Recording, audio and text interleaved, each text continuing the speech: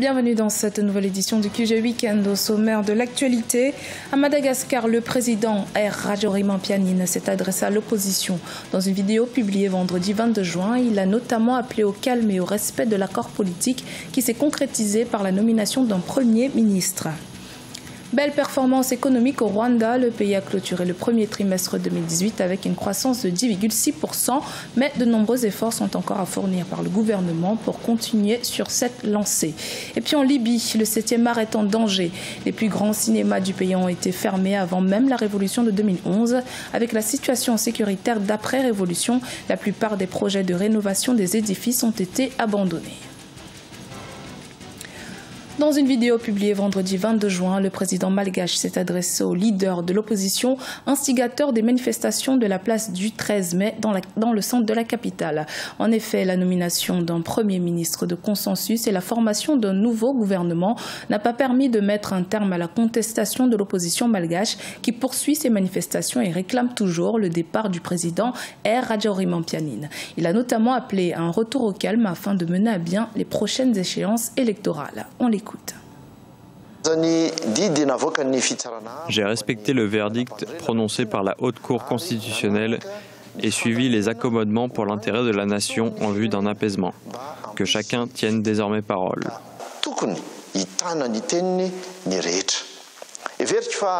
Je pense qu'il est excessif de toujours maintenir la crise politique. Madagascar est un pays économiquement à la traîne qui ne cesse de reculer depuis plus de 50 ans.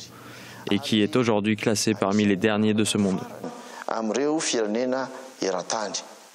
La perte de temps à cause de grèves incessantes est indigne. C'est la raison pour laquelle je dis souvent qu'il y en a assez de prendre toujours en otage la patrie.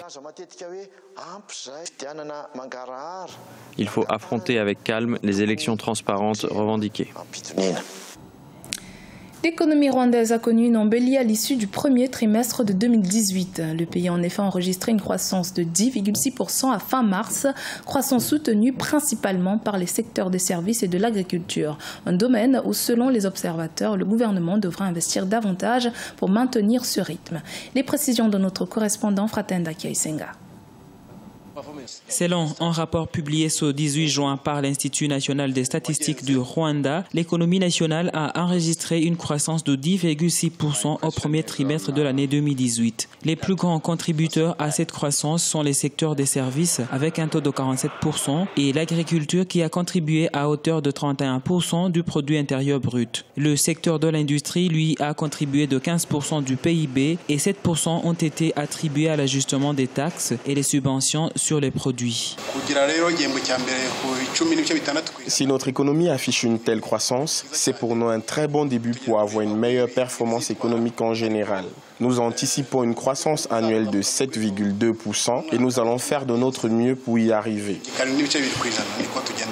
Selon le même rapport, la dépense totale de consommation a augmenté de 5%. Les exportations, quant à elles, ont cru de 20%, tandis que les importations sont consolidées de 17%. Selon les experts, même si le Rwanda connaît régulièrement une bonne croissance économique, la redistribution des fruits de la croissance devrait être une priorité pour le gouvernement. Basing on the numbers, we can say the economy is growing.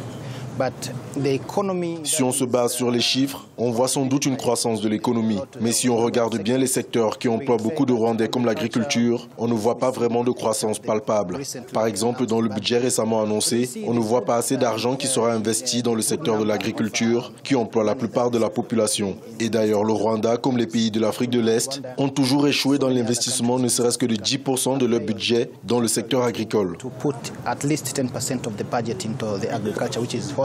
Au Rwanda, l'agriculture emploie plus de 85% de la population, ce qui fait de ce secteur l'un des piliers de l'économie nationale. L'investissement stratégique et le développement de ce secteur pourrait tirer la population de la pauvreté, selon des experts du développement.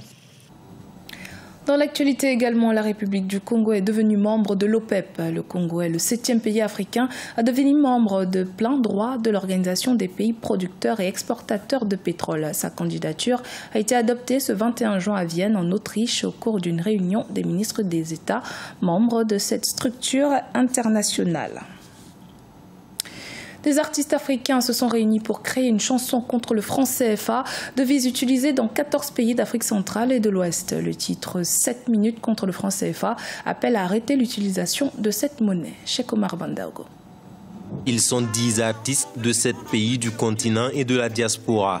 Leur nouvelle production, 7 minutes contre le franc CFA. Une chanson dont la vidéo a été tournée à Dakar, la capitale sénégalaise.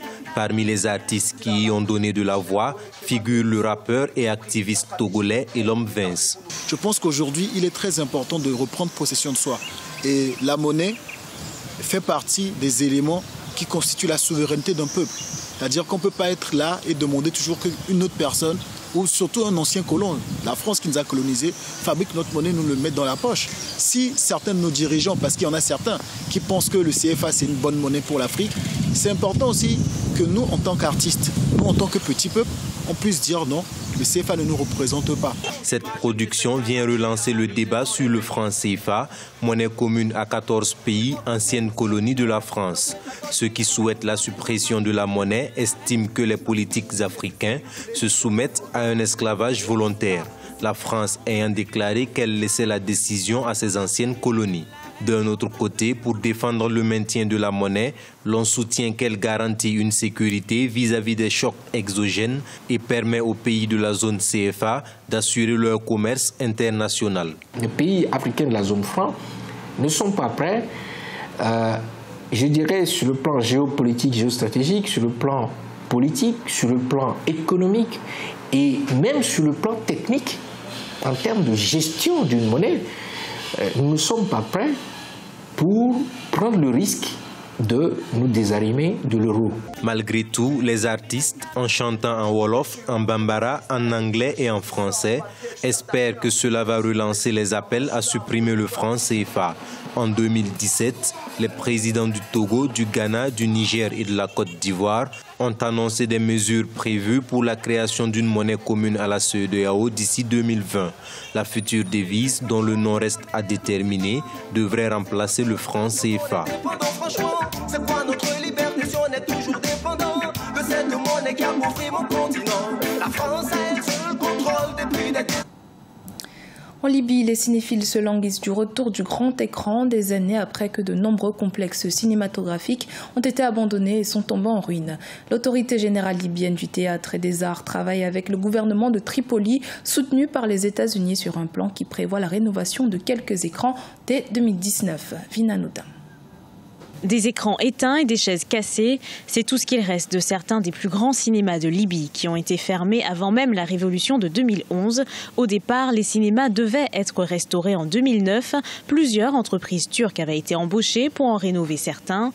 La révolution de 2011 a complètement stoppé le projet de rénovation. La fermeture des cinémas présente un grand danger pour les générations futures et même pour les générations actuelles, car le cinéma et les arts en général permettent aux gens d'être plus ouverts à la vie et d'aider à libérer beaucoup de tensions réprimées en eux et à combattre l'extrémisme et le terrorisme.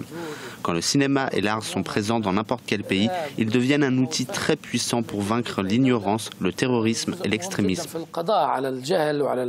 Les jeunes et les adultes ont trouvé des alternatives au cinéma, loué des DVD clandestins ou utilisé des sites de streaming en ligne. Durant les années qui ont suivi la révolution, des Libyens se rassemblaient dans les sous-sols des galeries d'art du centre de Tripoli et regardaient des films projetés à l'aide d'un simple projecteur et d'un ordinateur portable. Les cinémas ont un rôle inhabituel. Quand un film sort et que les gens le regardent au cinéma, c'est très différent de l'acheter sous la forme d'un DVD, d'une cassette ou de le regarder sur Internet. Mais ces technologies ont pris le pas en Libye, avec la fermeture des cinémas dont certains ont été détruits et d'autres qui ont changé d'activité. J'espère sérieusement que le cinéma sera de retour, surtout pour les jeunes, à cause du rôle qu'il joue. Regarder un film au cinéma, c'est un acte intellectuel.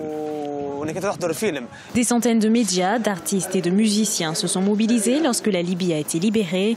Mais avec la détérioration de la sécurité à travers le pays après la révolution, la plupart des projets ont été abandonnés peu de temps après leur création.